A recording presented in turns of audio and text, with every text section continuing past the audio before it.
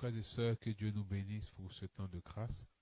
Nous nous retrouvons encore à ce petit poteau pour continuer notre enseignement sur créer un environnement de prière.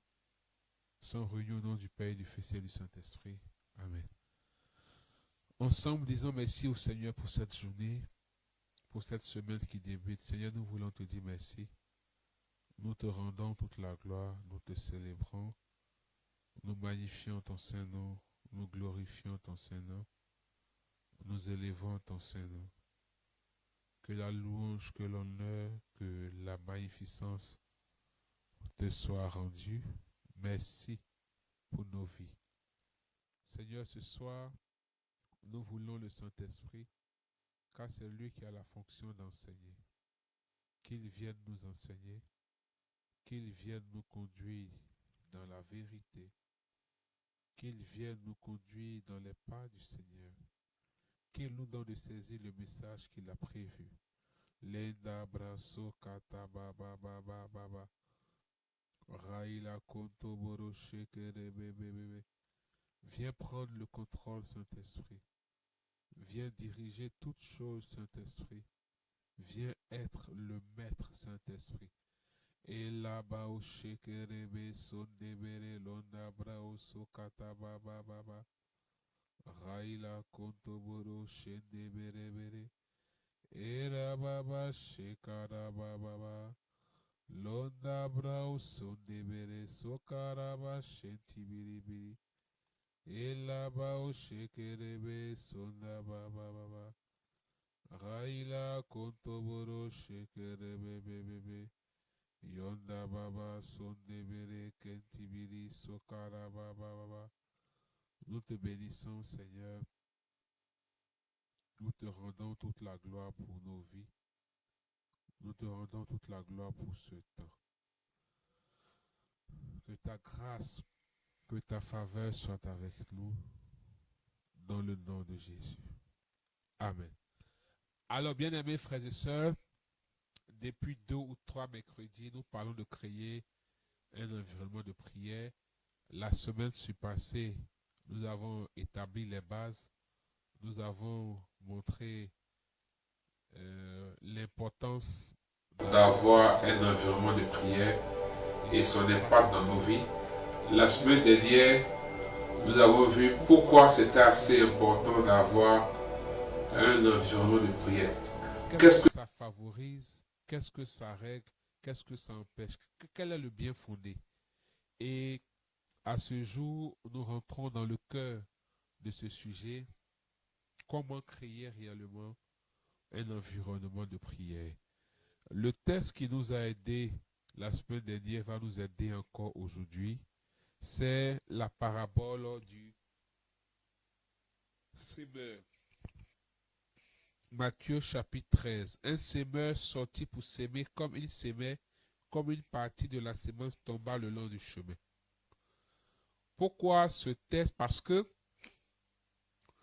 la vie spirituelle est antérieure à l'homme.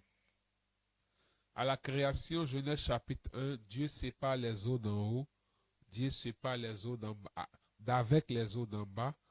Dieu crée le ciel et il appelle les eaux d'en haut le firmament ciel et il crée la terre. Le ciel a été créé avec tout ce qui va, avec tous les êtres célestes. Le spirituel est antérieur à la création de l'homme. Donc tout ce que nous faisons pour avoir une relation, pour avoir un accès aux réalités spirituelles, c'est une sémence que nous faisons. La prière est une sémence. L'argent n'est pas la seule sémence qui parle dans le spirituel. C'est pourquoi dans le livre aux Hébreux, l'auteur parle du sacrifice de louange. L'argent n'est pas le seul moyen de sacrifice. La prière est un sacrifice. C'est pourquoi la messe est le sommet de toutes les prières, parce que c'est la commémoration non sanglante du sacrifice sanglant du Christ. C'est le sommet de la prière parce que Dieu, Jésus-Christ, se fait présent dans l'hostie, sous l'espèce du pain et du vin. Jésus se fait présent. nos jeûnes sont des semences, nos temps de louange et d'adoration sont des semences. Et quand nous sémons, tous sémeurs, ils sèment pour avoir la moisson, pour avoir la récolte. L'un des éléments très importants pour le sémeur, c'est la terre. Parce que c'est la terre qui reçoit la sémence et c'est la terre qui va favoriser la sémence ou défavoriser la sémence. Si la terre n'est pas favorable, la sémence ne produira pas comme il se doit. Par conséquent, la terre devient l'environnement déterminant pour la sémence du sémeur. De même, lorsque nous sémons la prière, le jeûne, l'aumône, les offrandes, les prémices, les dîmes, tout ce que vous pouvez appeler, même la sanctification est une sémence, bien-aimés frères et sœurs. Le grand enjeu ici, ce n'est même pas d'abord le résultat, parce que cette sémence-là, elle produit certainement. Et la terre favorable, la bonne terre, amplifie la production et la moisson. Mais ici, le grand enjeu, c'est la capacité même de s'aimer. C'est-à-dire la capacité de faire ce que nous avons à faire.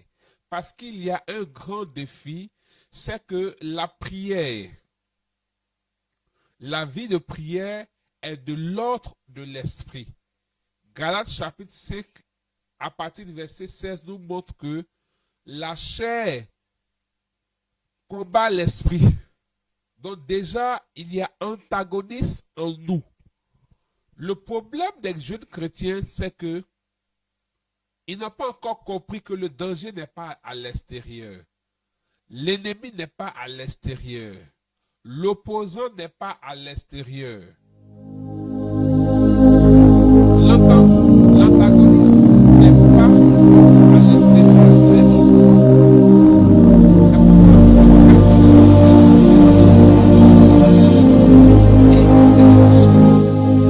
Ce combat-là, cette opposition, ce litige en nous qui rend délicat et difficile la capacité de s'aimer.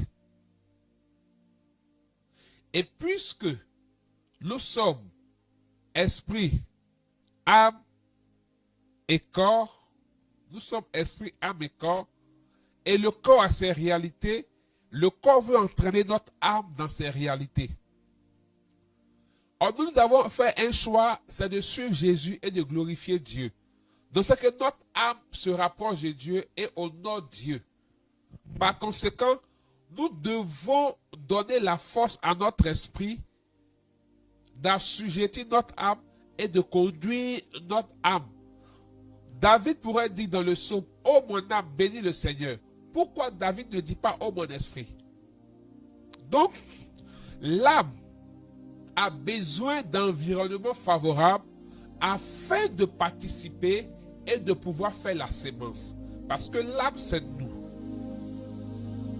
Mais l'âme est conditionnée soit par la chair qui peut établir un environnement. Et quand la chair est dominante et que la chair établit l'environnement, l'environnement devient hostile à l'âme. Et ça empêche l'âme de jouir des prérogatives de l'esprit qui lui donne accès au spirituel. Mais si l'esprit établit l'environnement, cet environnement est favorable au désir de prière, au désir de la sémence du jeûne, de tout ce qui se tourne vers le Seigneur. Donc l'enjeu, c'est de créer les conditions pour que notre esprit puisse se mouvoir afin de conduire notre âme vers le Seigneur et dans les choses de Dieu.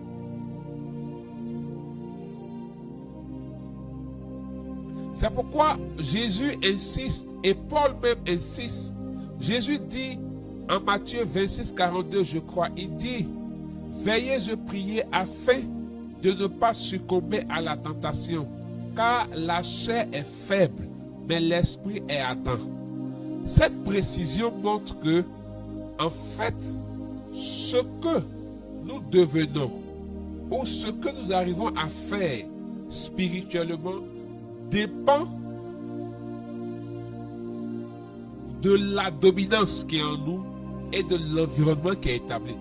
Si l'environnement qui est établi est présidé par la chair, nous aurons des problèmes à pouvoir décoller dans notre vie de prière et grandir en Dieu et avoir une bonne intimité, une bonne relation avec le Saint-Esprit.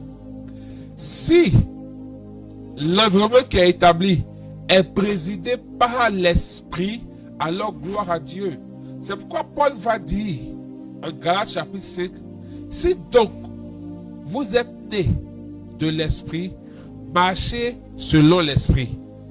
Voyez, non? Si vous êtes nés de l'Esprit, c'est-à-dire que si vous êtes nés de nouveau, ce n'est plus la chair qui doit vous conduire, c'est l'Esprit qui doit vous conduire. C'est pourquoi il est inéluctable d'avoir un environnement favorable à la prière. Ce qui combat beaucoup notre vie de prière, ce qui fait que c'est lourd, c'est difficile pour nous. La paresse, la lourdeur, l'assouplissement prennent le pas et rendent difficile même, c'est difficile de méditer, de jeûner, aller à la messe, c'est compliqué. C'est cette réalité-là qui cause cela. Alors, quels sont les éléments, les clés pour nous aider à créer un environnement de prière? La première chose, c'est que un environnement est établi par le système de pensée et de valeurs. Tel l'homme pense, tel l'homme est. Et l'homme va toujours dans la direction de ses pensées. Qui préside dans tes pensées? C'est pourquoi Paul va dire en Romains 12, versets 1 à 2, il faut offrir un culte agréable au Seigneur. Et ce culte-là, c'est nous offrir nous-mêmes en sacrifice. Ne pas nous conformer, mais être transformés. Vers quoi tes pensées convergent le plus? Or, la convergence de tes pensées est fonction de la nourriture que tu donnes à ta pensée. Il ne faudrait pas que notre marche chrétienne soit juste l'accomplissement de certains rites et de certains préceptes, mais un renouvellement véritable. Le Saint-Esprit témoigne à notre esprit que nous sommes enfants de Dieu. Ça voudrait dire que le Saint-Esprit vient nous rappeler notre identité et nous éclairer sur notre identité. Si nos pensées ne s'alignent pas sur les pensées de Dieu, sur la volonté de Dieu qui est révélée par sa parole et qui est aussi révélée par la révélation que donne le Saint-Esprit, c'est-à-dire la pensée de Dieu nous est communiquée par la parole écrite, la Bible, et par la parole révélée, l'émotion et intuition que le Saint-Esprit met en nous pour nous faire connaître la volonté de Dieu. La première chose, c'est pourquoi nos pensées doivent être conditionnées.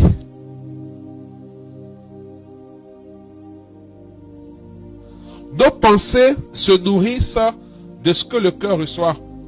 Proverbe 4, 23 dit, « Veille sur les portes de ton cœur, car c'est de là que sortent les sources de la vie. » Nos pensées sont ce que notre cœur reçoit.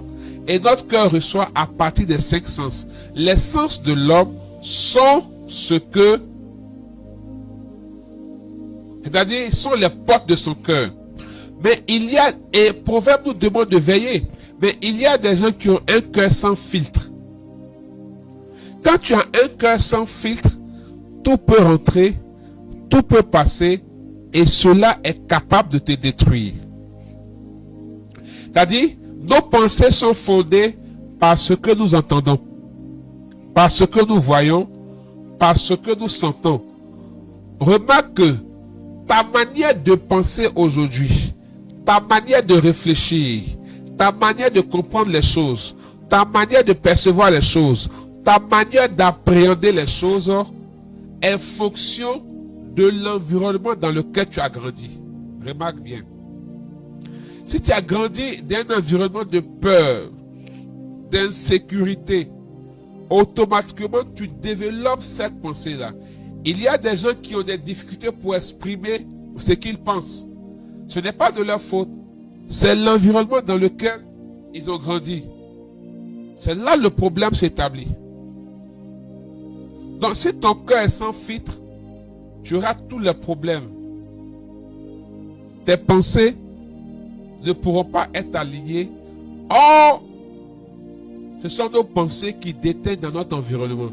Et la pensée est le mobile de l'environnement, le socle de l'environnement. Ça, c'est la première chose. C'est pourquoi, en Colossiens chapitre 3, verset 2, il est dit, « C'est donc vous avez ressuscité avec le Christ, affectionnez les choses d'en haut où Christ est assis à la droite de Dieu le Père. » Parce que c'est ce qui établit notre environnement. Si tes pensées ne sont pas orientées vers les choses de Dieu, dans le désir de glorifier Dieu, de faire venir le règne de Dieu, prier pour toi sera difficile. Ça ne fera pas partie de tes priorités. Si dans tu as évolué dans un environnement dans lequel on t'a convaincu que il y a des gens qui prient pas, ils réussissent. Il y a des gens qui vont pas à l'église, ils réussissent. L'église même c'est pas important. Et ça devient une vérité pour toi. Toi aussi, tu vas pas trouver la prière importante. Parce que l'environnement est très déterminant pour notre croissance et notre évolution spirituelle. Ça, c'est la première chose. Nos pensées. La deuxième chose qui, là maintenant, touche au comportement, ce sont nos habitudes. Il est dit que c'est en forgeant que l'on devient forgeron. C'est en mangeant que l'appétit vient. Donc, si nos habitudes même ne donnent pas l'information à notre âme et à notre corps de la nécessité de la prière, c'est compliqué. C'est très compliqué. Nos habitudes. Parce que une habitude répétée 21 fois devient un trait de caractère. Ça s'inscrit dans les gènes. Nos habitudes permettent de créer un environnement spirituel. Qu'est-ce que tu fais? Est-ce que ce que tu fais au quotidien donne l'information à ton âme de l'urgence de la prière, de l'importance d'avoir une relation avec Dieu? Tu ne peux pas dire que tu veux avoir une vie de prière, grandir en Christ, mais en fait, tu fais tout ce qui est antagoniste à cela. C'est pas possible. Il y aura un combat terrible.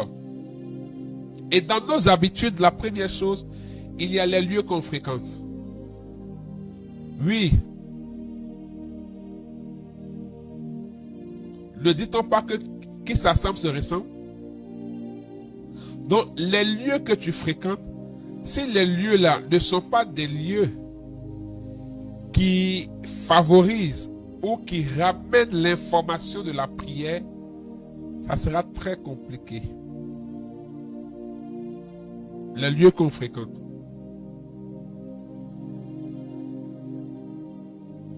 Quels sont les lieux que tu fréquentes? Il y a des habitudes, il y a des comportements qu'on trouve sans importance. Enfin, on se dit, oh, ça c'est rien. Mais on ne se rend pas compte que c'est le c'est rien là qui s'accumule petit à petit et qui devient un obstacle à notre vie spirituelle et à notre vie chrétienne. Parce que les c'est rien deviennent des vérités inconsciemment.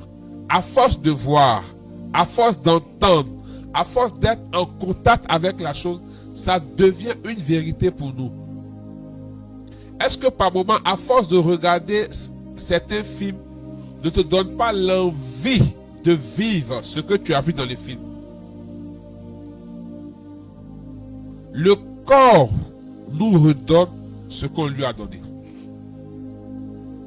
Donc, les lieux qu'on fréquente impactent notre environnement.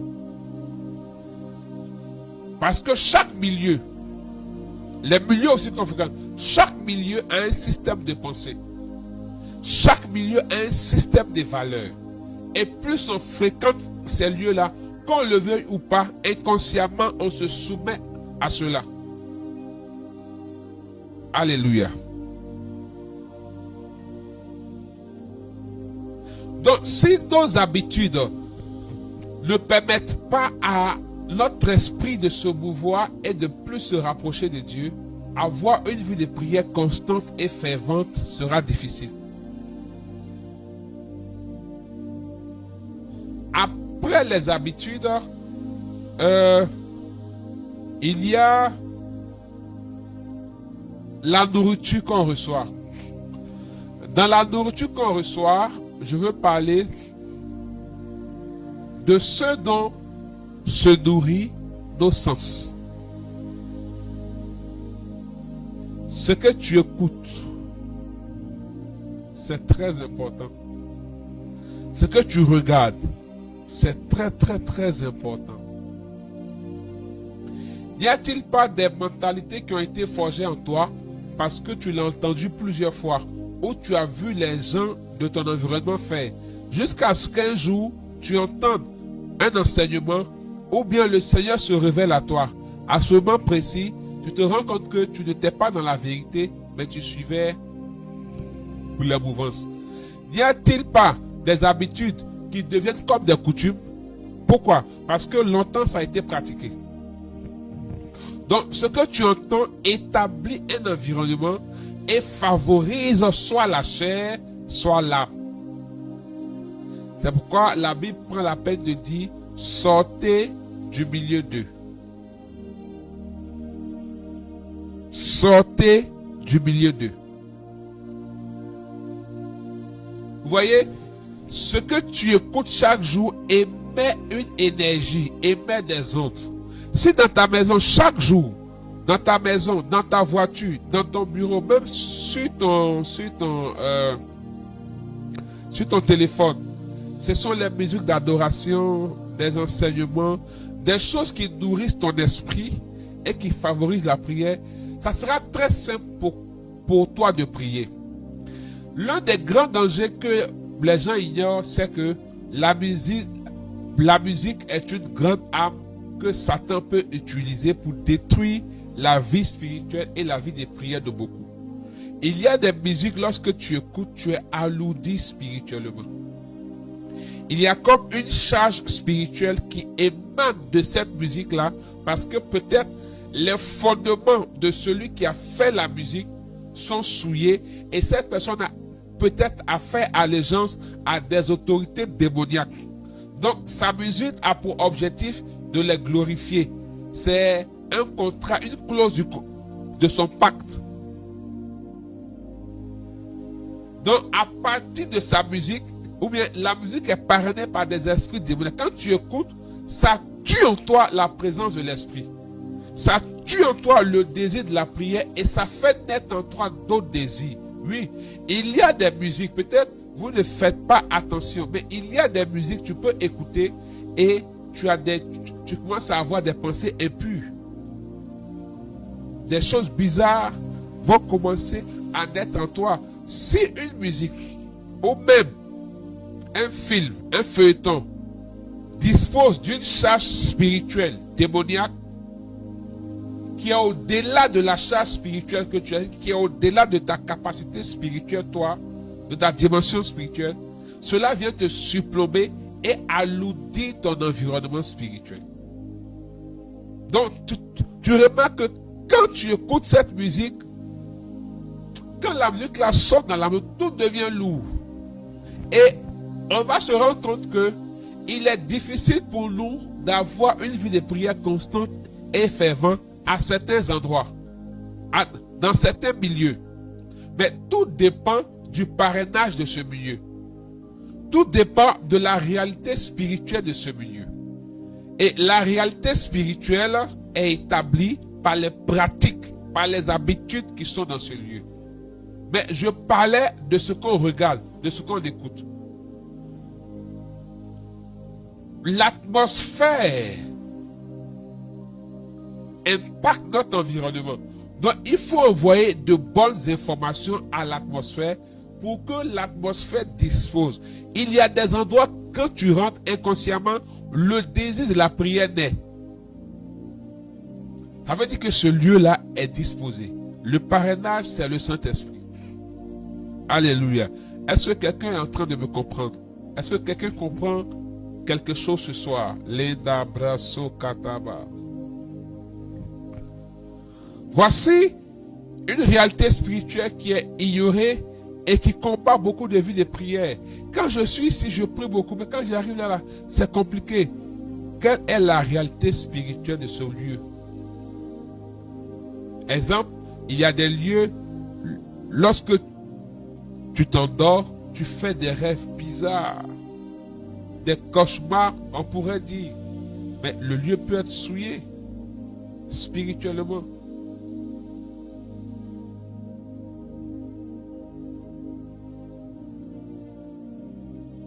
Et je reviens sur les habitudes. La vie chrétienne, ou du moins la vie de prière, c'est une vie dans laquelle, avec Dieu, nous ferons des exploits, nous faisons des exploits. Mais ce n'est pas une vie d'exploit. Il n'y a pas de pression à se mettre. C'est une marche. C'est un cheminement. Et on laisse le Saint-Esprit nous conduire. Tu n'es pas en train de faire une course de vitesse. Tu ne compétis pas. Tu compétis contre toi-même pour remporter la couronne. Donc, il y a des petits pas qu'il faut faire chaque jour dans nos habitudes qui vont favoriser un certain environnement. C'est pourquoi, de la même manière que ceux qui veulent réussir dans la vie active, dans la vie professionnelle, s'imposent des routines, de la même manière, toi, jeune chrétien, tu dois avoir des routines spirituelles. Les routines établissent un environnement.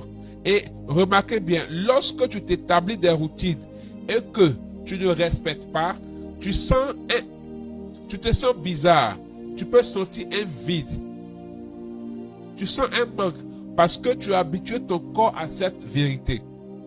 Ça te fait de petits pas, de petits exercices spirituels, se donner de petits challenges. Exemple, je me dis, je vais essayer de faire la messe tous les jours. Donc, je peux commencer par 2 messes dans la semaine, 3 messes dans la semaine. Et quand je vois que sur une période, j'ai pu respecter les 2 messes dans la semaine, je me dis, je vais faire maintenant 3 messes dans la semaine. Vous voyez? Tu es en train de te construire et donner une information à ton âme de comprendre que c'est une vérité pour toi désormais de fait. Donc, tu vas te surprendre en train de te presser d'aller à la messe. Ou bien d'avoir l'impression d'avoir péché. Ou d'avoir manqué quelque chose de très important parce que tu n'as pas fait la messe en semaine. Parce que c'est devenu une habitude. Chaque jour, je vais faire l'effort de faire au moins 10 minutes ou 15 minutes au Saint-Sacrement. Je me donne peut-être sur 1 mois ou sur 2 semaines. Quand j'ai réussi ça, je dis, bon, maintenant je vais faire 20 minutes ou 25 minutes. Et par moment, tu te fixes l'heure. En fonction de tes occupations, tu te fixes l'heure. Je vais prier chaque jour entre 22h et 22h15. Il faut assujettir la chair en lui donnant un programme, en lui donnant des informations. On ne prie pas. Je prie quand je m'en vais dormir là. Ce n'est pas heure de prière. Je prie quand je me réveille. Ce n'est pas une heure de prière. Ça ne peut pas t'aider à créer un environnement favorable à la prière. Alléluia. Il faut imposer à son corps une routine. Parce que tout ce qui ne s'établit pas comme un programme a l'air facultatif. Or, tout ce qui est facultatif, facilement, peut devenir sans importance et négligeable. Donc, s'il ne fait pas, c'est pas grave. Et on va tomber dans cette routine-là. Dieu comprend. Non, c'est pas grave. Demain, je vais faire. Et on tombe dans la procrastination. beaucoup de personnes ont un grand problème à avoir une stabilité spirituelle, une stabilité dans leur vie de prière à cause de la procrastination, de la paresse. Souvent tu dis, je vais prier. Tu tournes sur toi, tu tournes sur toi, tu tournes sur toi jusqu'à l'heure passe. L'heure dépasse. Et toi-même tu trépasses, tu dors.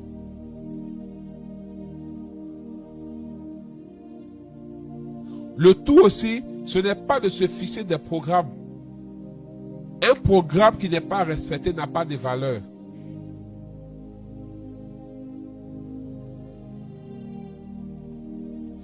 Le fait même d'avoir un sanctuaire dans sa chambre, dans sa maison, ou une icône, voilà, soit un crucifix, une statue de la Vierge ou d'un saint, c'est une habitude importante qui crée un environnement de prière parce que ça nous donne le souvenir. Ça nous rappelle. C'est pourquoi tu peux mettre des choses pas extravagantes, mais très soft sur ton bureau, dans ta voiture, qui vont te rappeler la présence de Dieu. C'est important. Quand tu vois ça, ça te donne le souvenir que je dois prier. Dieu est là. Voyez un lieu où il y a un sanctuaire, un lieu où il n'y a pas de sanctuaire. Lorsqu'on rentre, on n'a pas la même attitude. Dès qu'il y a un sanctuaire quelque part, il y a l'attitude de respect, l'attitude de révérence, parce qu'on se dit, il y a la présence de Dieu. Et c'est pourquoi j'aime l'Église, qui nous permet à travers les sacramentaux de vivre notre foi et de nous rapprocher de Dieu. Et pour ceux qui veulent comprendre le rôle des sacramentaux dans l'Église, les crucifix, les statues, l'eau bénite même, les chapelets, ensemble, au-delà, bien à côté de l'aspect spirituel, il y a un aspect psychologique, vous voyez, qui nous donne des informations. Parce que dès que tu vois ça, tu as une attitude de révérence. Donc ça t'invite à un certain comportement. Parce que tu vois, l'Église est sage, l'Église est mature et l'Église est réfléchie. L'Église sait que l'homme est esprit, âme et corps. Et que l'homme est un homme, est une âme possédant un esprit et vivant dans un corps. Et il peut avoir antagonisme. Donc il ne faudrait pas négliger les réalités du corps. Je ne parle pas de la chair. La chair, c'est notre vieil homme. C'est l'ensemble de nos mauvais comportements, notre identité adamique, notre volonté de péché qui est en nous, qui nous détourne vers le Seigneur. Ce qui crée en nous ce qu'on appelle la concupiscence, les penchants mauvais. Le corps, c'est ton corps, c'est ta peau. Et la chair contamine l'âme. L'esprit aussi contamine l'âme. Et comme cette vérité est là, et que dans l'âme, il y a la pensée, les émotions et la volonté, l'Église est consciente qu'il ne faut pas négliger les réalités psychologiques. C'est très important. Donc, les statues, les images, tout et tout, ont aussi un sens psychologique. Ça te donne le souvenir de Dieu. Tu ne fais pas, par exemple, l'inclinaison devant un lieu où il n'y a pas un sanctuaire. Non. Mais quand tu vois un sanctuaire, tu te dis que ça symbolise la présence de Dieu, dont je m'incline. Et je marque un arrêt pour penser au Seigneur. Vous voyez comment c'est merveilleux? Je marque un arrêt pour penser au Seigneur. Et cette pensée au Seigneur, c'est une prière, c'est ton âme qui se souvient que Dieu est là. Donc il doit se disposer à rendre grâce à ce Dieu-là et à se tourner vers Dieu. Alléluia. C'est pourquoi il faut comprendre les richesses de l'Église. Les sacramentaux permettent de créer un environnement de prière. Ce n'est pas de l'idolâtrie. Mettre une croix sur ta porte, un sanctuaire dans ta maison, c'est ce qu'on appelle aussi un autel domestique. Parce que si le sanctuaire est entretenu en termes de salubrité, de propriété, et aussi est entretenu en termes d'assiduité de prière là, ça devient un lieu de rendez-vous où nous rencontrons notre Dieu. Ésaïe chapitre 38, on nous dit que lorsque Ésaïe va dire à l'homme de Dieu, le roi Ézéchias, tu vas mourir, Ézéchias se tourne contre le mur. Mais pourquoi on précise qu'il se tourne contre le mur? Ézéchias se tourne contre le mur. Ça voudrait dire que peut-être ce lieu-là, ce mur-là, cette attitude, c'est un lieu où Ézéchias rencontre Dieu, il prie. Pourquoi dans l'Ancien Testament, on nous dit, c'est sur la montagne qu'on rencontrait le Seigneur. C'est un lieu c'est sur les hauts lieux comme Gabaon, comme Morija, comme Horeb, comme le Sinaï, qu'on partait chercher la présence de Dieu. Parce qu'il y avait l'habitude de prier dans ces lieux-là. Altare, autel, auteur, pour chercher la face de Dieu. C'est vrai que dans le Nouveau Testament, il est dit, en Jean chapitre 4, vos pères ont adoré sur les montagnes. C'est Jésus qui le dit. Mais désormais, ceux qui m'adorent vont m'adorer en esprit et en vérité. Mais pour adorer en esprit et en vérité, parce que la présence de Dieu est en nous. Mais nous ne sommes pas sans ignorer qu'il y a l'antagonisme en nous qui va combattre cette présence de Dieu en nous pour ne pas qu'elle se développe par le manque d'entretien. Donc, les sacramentaux nous permettent d'informer notre âme et d'avoir plus d'ardeur dans ce combat contre l'opposant qui est la chair, pour lui dire que Dieu est là, je dois prier. Donc, ça ne veut pas dire qu'on n'adore pas le Seigneur en esprit et en vérité. Parce que même adorer Dieu en esprit et en vérité nécessite une démarche. Donc, ça permet de créer un environnement de prière. C'est très important. Même avoir son chapelet sous soi te permet de te rappeler que peut-être tu n'as pas encore prié. Parce que si la Vierge Marie a été le canal par lequel Jésus a opéré son premier miracle, si Actes des Apôtres prend la peine de signifier que Marie était présente au Cénacle, prêtez attention, il est dit qu'il y avait les 120, il y avait les disciples, les apôtres et autres, et on cite toutes les femmes qui étaient là, et on ajoute et Marie, la mère de Jésus. Le texte dit déjà qu'il y avait des femmes, mais pourquoi préciser la présence de Marie? Mais parce que la Vierge Marie est la première à avoir vécu l'expérience de l'effusion du Saint-Esprit. En Luc chapitre 1, je crois. Oui, Luc chapitre 1. Lors de la visite de l'ange à l'incarnation, elle va vivre l'effusion du Saint-Esprit. L'ombre du Très-Haut. Le Saint-Esprit viendra sur toi et l'ombre du Très-Haut te couvrira. C'est le revêtement de l'Esprit, le baptême dans l'Esprit. Elle a déjà vécu cette expérience-là. Donc, mentionner sa présence au Cénacle est important en ce sens que elle peut conditionner, aider les apôtres à créer l'environnement qu'il faut pour que la promesse arrive. Puisque l'une des choses qui attire la présence de Dieu et l'œuvre de l'Esprit, c'est l'obéissance. C'est la dédicace au Seigneur, c'est de se donner tout entier. Mais qui plus que la Vierge Marie s'est donné tout entier en annulant tous ses projets de vie pour être tout entier au Seigneur. Avec cette belle phrase, je suis la servante du Seigneur, qui me soit faite selon ta parole. Cette phrase-là est remplie de sens et elle peut être même un sujet de thèse en théologie. Je suis la servante du Seigneur, qui me soit faite selon ta parole. Cette simple phrase-là, bien aimé, vous ne pourrez pas comprendre ce que ça incarne. C'est une dédicace totale. Elle voue sa vie au projet de Dieu totalement. Mais qui plus qu'elle? Donc, ton chapelet te rappelle la présence de Dieu et la vie de prière. Voilà. Et les petits exercices à Je décide de lire la Bible. Chaque jour, je vais lire un chapitre.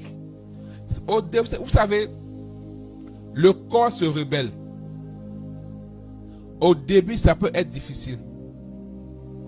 Mais vous savez, quand le corps a l'impression de t'empêcher de faire quelque chose et que tu arrives à l'obliger en faisant une fois, deux fois, la troisième fois, lorsque tu réussis, le corps se soumet. Si tu ne crées pas un environnement de prière, il te sera difficile de pouvoir avoir une vie de prière stable parce que tu n'auras pas d'environnement dans lequel tu dois évoluer. Alors voici, et une chose aussi importante, c'est de fréquenter un lieu. Tu ne peux pas grandir seul dans ta foi. Il faut avoir au moins un lieu dans la semaine où tu entretiens ta foi.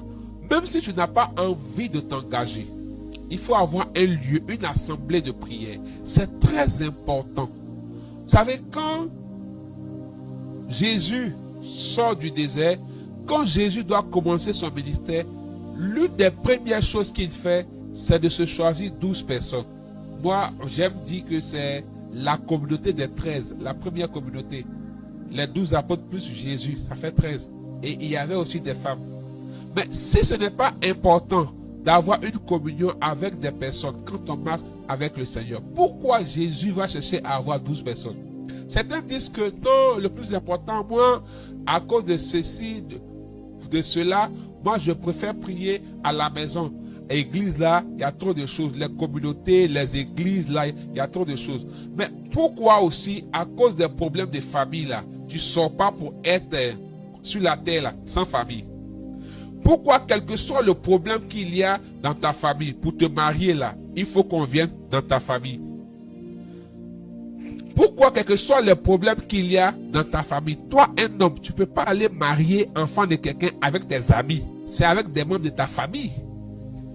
Donc, n'oubliez pas que tout ce qui est sur la terre, tout ce qui est biologique, tout ce qui est physique, est le reflet de tout ce qui est spirituel. Donc, s'il y a famille biologique, c'est qu'il y a famille spirituelle. Alléluia. Dieu va créer Adam seul. Adam va échouer. Nous sommes d'accord? Jésus, c'est le second Adam. Jésus, c'est ce que Adam n'a pas pu être. Jésus, c'est ce que Adam n'a pas pu être. On comprend? Jésus, c'est ce que Adam n'a pas pu être. Jésus est le prototype du modèle d'homme que Dieu désirait en créant Adam. Donc, si Adam a échoué, Dieu a pris en compte tous les paramètres de la création d'Adam. Adam, il a été créé, il est isolé, il n'a pas de famille. Quand le second Adam vient, c'est Jésus. Dieu prend soin pour que Jésus naisse dans une famille. Mais si ce n'est pas important, pourquoi lui, Dieu, il doit venir sauver les hommes? Il prend la condition humaine et il accepte de naître dans une famille. Deuxième chose, quand Jésus fait la promesse et il dit vous recevrez une puissance et elle fera de vous mes témoins. Quand le Saint-Esprit vient et qu'il y a la première prédication pentecostale, Pierre prêche. Mais l'une des premières choses là, c'est quoi? Il y a la première communauté qui naît. Il y a la première communauté qui naît. Et c'est appelé l'église primitive. La première église, l'église primitive. La première église.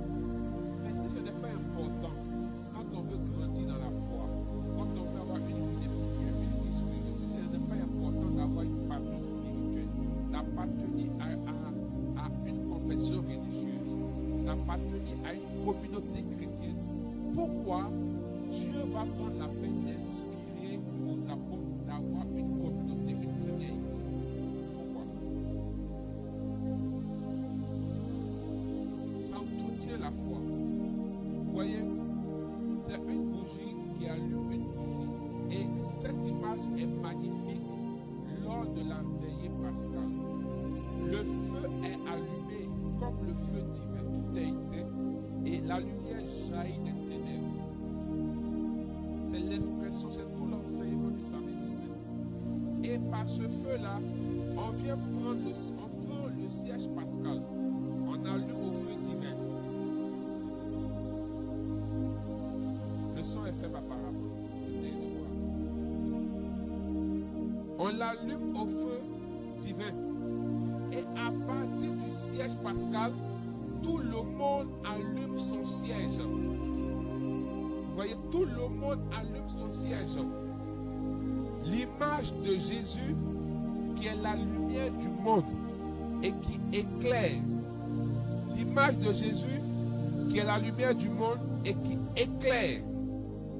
On prend le siège pascal et on allume toutes les autres bougies pour dire que la lumière se communique. La lumière qu'est le Christ. La foi que nous avons, c'est un héritage.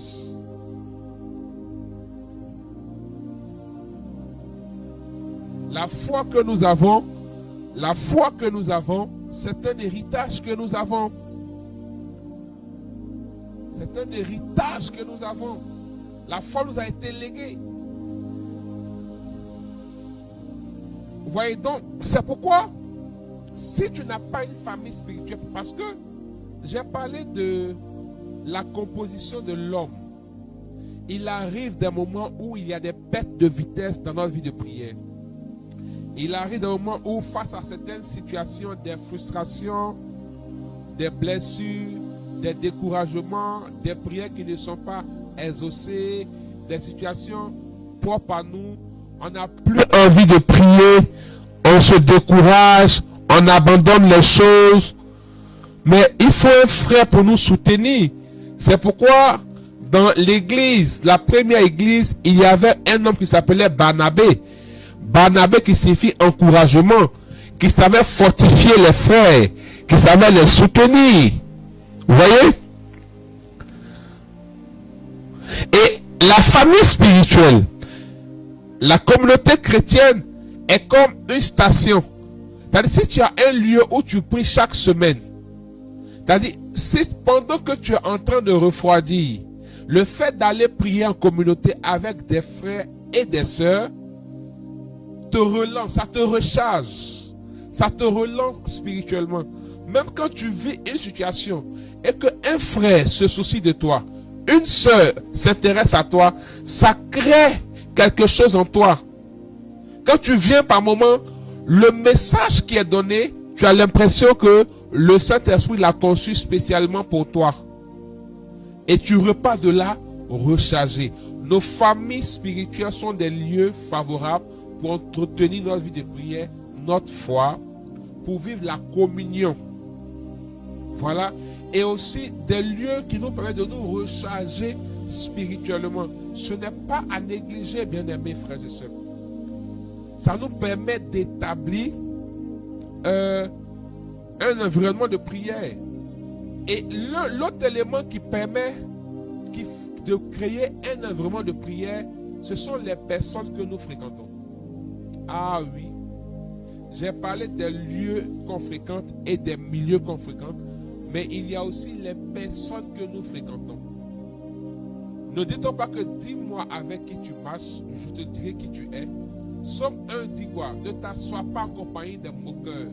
Ça veut dire que malgré tout l'amour de Dieu qui est en nous, il y a une catégorie de personnes avec qui on ne doit pas marcher quand on est en Christ.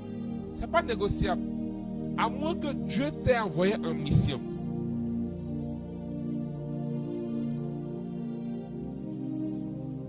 C'est clair. Et c'est très important. Parce que les personnes avec qui nous marchons, les personnes avec qui nous faisons alliance, dégagent une atmosphère. Et l'atmosphère qu'ils dégagent peut favoriser ou défavoriser notre vie de prière. Peuvent être un obstacle ou un avantage pour notre vie de prière. Ce n'est pas négociable. Parce que nous sommes contaminés par les personnes avec qui on marche. Ces personnes établissent un environnement. Et on devient ce que notre environnement est. Donc si ces personnes ne favorisent pas la vie de prière, ne nous n'arrivons pas à converger vers cela, naturellement il y aura de l'antagonisme. Donc si tu n'es pas dans une famille spirituelle, une véritable famille spirituelle, pas une famille chrétiano-sorcière, pas une famille spirituelle dans la sorcellerie, c'est-à-dire ils sont chrétiens, ils parlent en langue, mais il y a hypocrisie, il y a calomnie, il y a médisance, il y a la méchanceté. Non, ça c'est autre chose. Mais une famille où on partage la parole. Paul dit, quand vous voyez chanter des hymnes, chantez-vous des hymnes, chantez des psaumes. Pas une famille où quand on s'assoit, on vient critiquer les autres.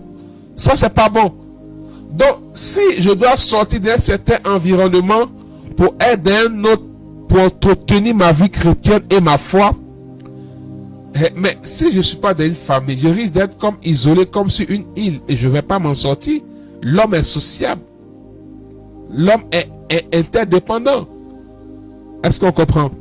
Donc, la qualité et le type de personne avec qui on marche, c'est important. On ne s'associe pas. Et ça, on n'a même pas besoin d'être chrétien pour le comprendre. C'est étonnant que des chrétiens lèvent ces débats-là. En fait, moi, j'arrive pas à comprendre les chrétiens. Les gens même qui, apparemment, je précise, n'ont pas le Saint-Esprit, sont conscients que on ne s'associe pas à tout le monde. Par exemple, dans les affaires, on ne s'associe pas à tout le monde. Dans la vie maritale, on ne s'associe pas à tout le monde. Dans la vie professionnelle, on ne s'associe pas à tout le monde. Mais c'est seuls les chrétiens qui font ce débat-là. Non. C'est une loi. Tu t'associes en fonction de là où tu veux aller. Parce que la loi de l'association est dangereuse. La loi de l'association est dangereuse. Alors, voici des éléments pour nous aider à créer un environnement spirituel qui favorisera notre marche avec Dieu, qui favorisera notre vie spirituelle et qui va nous permettre d'être des hommes et des femmes de prière. Pas seulement d'avoir une vie de prière, mais d'être des hommes et des femmes de prière. Avec une vie de prière constante et fervente. Que Dieu te bénisse. Seigneur, merci pour ce temps. Que ta grâce, que ta faveur, que ton esprit soit avec nous. Merci de visiter chacun de nous. Dans le puissant nom de notre Seigneur Jésus. Merci, aide-nous Seigneur à créer un environnement favorable. Aide-nous Seigneur parce que nous voulons être des guerriers et des guerriers de la prière dans le nom de Jésus. Amen. Au nom du Père et du Fils et du Saint-Esprit. Amen.